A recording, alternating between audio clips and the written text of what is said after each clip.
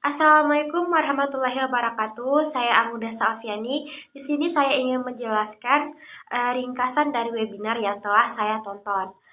Webinar yang saya tonton berjudul Riset dan Kebijakan Penanganan Sampah Laut Indonesia. Nah, pada salah satu pemateri yang telah saya dengarkan, menurut Ibu Novi Fahrani, apa saja sih sumber-sumber pencemaran pada sampah laut? Di mana sumber pada sampah laut ini sebenarnya sangat banyak.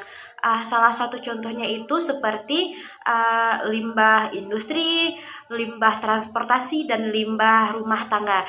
Pada limbah transportasi, contohnya itu seperti buangan minyak atau oli-oli bekas, daripada contoh limbah rumah tangga itu seperti sampah dan deterjen.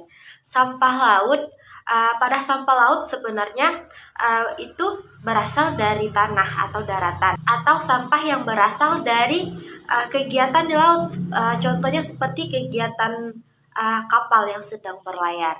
Nah, pada sampah plastik kita juga tahu sampah plastik ini mengandung senyawa polimer, di mana kita sudah tahu senyawa polimer ini itu sangat susah untuk terurainya.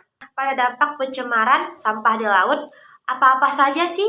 Ada 3 hal yang akan terkena dampak dari sampah laut, yaitu yang pertama ada dari sisi ekologis, kemudian sisi ekonomi, dan kesehatan dan estetika.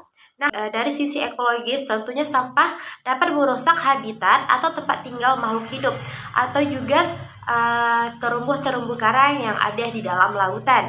Dan juga akan terdampak besar untuk binatang-binatang yang ada di dalam laut. Contohnya itu seperti ikan-ikan yang akan terlilit oleh jaring-jaring bekas nelayan yang terbuang ke lautan. Pada sisi ekonomis, kita juga tahu kalau banyaknya sampah di tempat kita itu dapat mengurangi pengunjung yang akan berkunjung ke tempat kita, atau seperti turis-turis akan berkurang.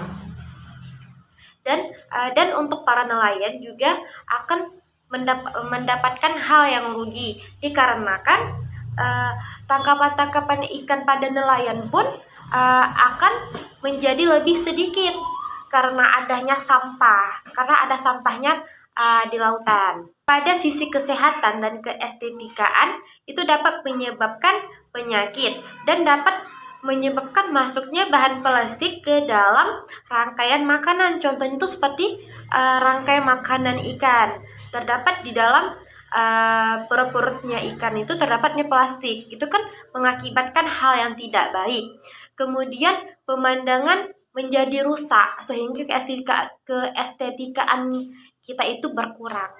Sekian penjelasan dari ringkasan yang saya jelaskan. Assalamualaikum warahmatullahi wabarakatuh.